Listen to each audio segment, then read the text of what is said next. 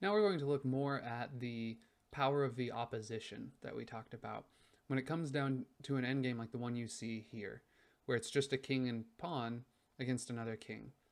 Now, of course, your whole idea here is that you want to promote your pawn into a queen and then go to the queen and king against a king endgame that we saw previously. Depending on whose turn it is here, black can lose or black can draw. If it's black's turn here, he wants the opposition. And the point, let's say we remove this pawn, the whole point of the opposition here is these three squares here, neither king can move past. So if you take the opposition and you're trying to move towards the other person's side, you say white had already moved. Black can either move backwards and let white move forward, or black can move to the side and white can move forward to the other side. This is the strength of the opposition. If you have it, if you moved opposite the other person's king, they are forced to give you ground. So now we go back to having our pawn and trying to push our pawn. If you are black, you have three possible moves. Which one of these allows you to draw, and two of them lose you the game immediately. And we have to think about the other person's turn to understand why.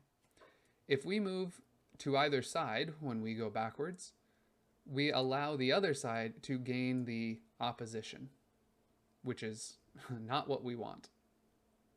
Because this will allow them, again, we have to move, and we let them advance forward. And this is just bad all the way around. We're going to, now we either have to step back or to the side, and we let the king come up and guard. Eventually the king will sit somewhere like in these two squares, protecting the entire pawn's path. And there's nothing the king can do to stop it. So instead of moving to either side, the king wants to move directly backwards. Because now, if they move the pawn, we just take it. And if instead they move the king to either side, now we can take the opposition. And their king cannot move forward. So again, they'll move their pawn.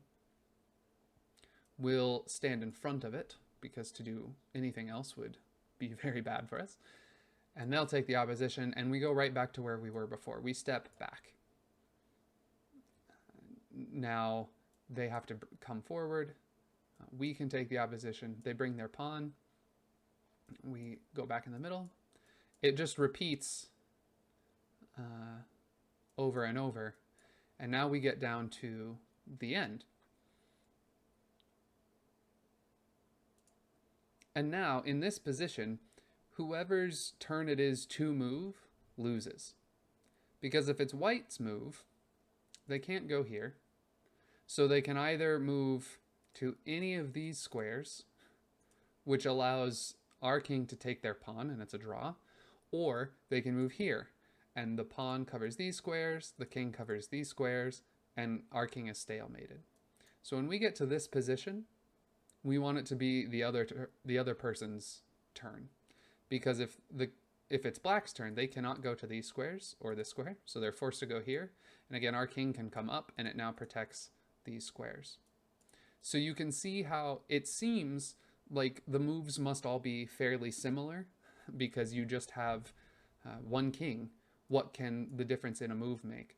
But if we know that we always want the opposition, maybe not always, but as a general rule, if you don't know a trick otherwise, like we showed with our rook and king in our last video, unless you know a specific reason that you don't want the opposition, you always want to think about how you can be getting it.